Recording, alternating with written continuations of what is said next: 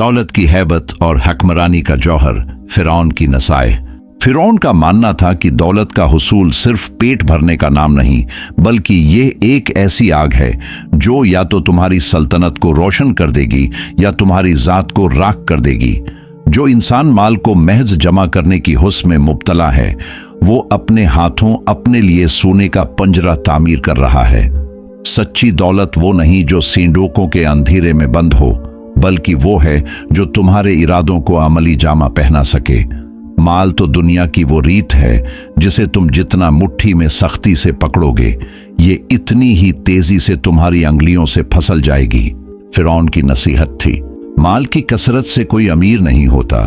अमीर वो है जिसने सोने को अपने किरदार का गुलाम बना लिया हो। जिसने अपनी दौलत को अपनी अजमत का वसीला बनाया, वही दरअसल जमीन का हकीकी वारिस है। अपनी जिंदगी के लम्हात और अपने वसाइल को कोड़ियों के अवज मत बीचो, और न ही अपनी दौलत को बेमकसद खर्च करके अपने मुस्तकबल के पांव में बीड़ियां डालो। एक ज़हीन फातिह अपने सरमाए को ऐसे हुनर और ऐसे मौके में तब्दील करता है जो आने वाले 1000 साल तक उसके नाम का सिक्का चलाएं। तुम जिस चीज पर भी अपना पैसा या वक्त लगाओ, ये जान लो कि क्या वो तुम्हारे मिटने के बाद भी तुम्हारी पहचान का हिस्सा रहेगी। दौलत को अपनी शहरत का बोझ मत बनाओ, उसे अपनी ढाल बनाओ।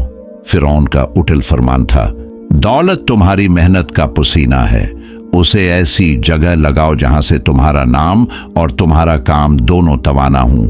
जो माल सिर्फ जाती ऐश में बह गया, वो वक्त की गर्द में खो जाएगा, मगर जो माल किसी मकसद की बुनियाद बन गया, वो तुम्हारी अब्दियत की जमानत है। याद रखो, यहाँ बात खुद को खुदा समझने की नहीं, बल्कि खुद को वक्त का इमानतदार समझने की है। एक सच्चा रहनुमा वो नहीं जो दुनिया को अपनी गुलामी में ले, बल्कि वो है जो खुद को अपने उसूलों का पाबंद बनाकर तारीख का धारा बदल दे।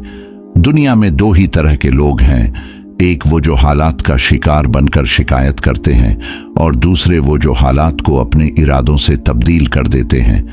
कायनात का सबसे बड़ा कानून ये है कि जो अपने नफ्स पर हुक्मरानी नहीं कर सकता, वो दुनिया पर हुक्मरानी का ख्वाब देखना छोड़ दे। उसने तख्त नशीन होकर कहा था, तुम्हारी ताकत तुम्हारे लश्करों में नहीं, तुम्हारे किरदार के तसलसल में है। जो इंसान अपनी सुबह का आगाज एक अटल मकसद के साथ नहीं करता, वो दरअसल अपनी जिंदगी की किताब का पहला सफ़ा खाली छोड़ देता है।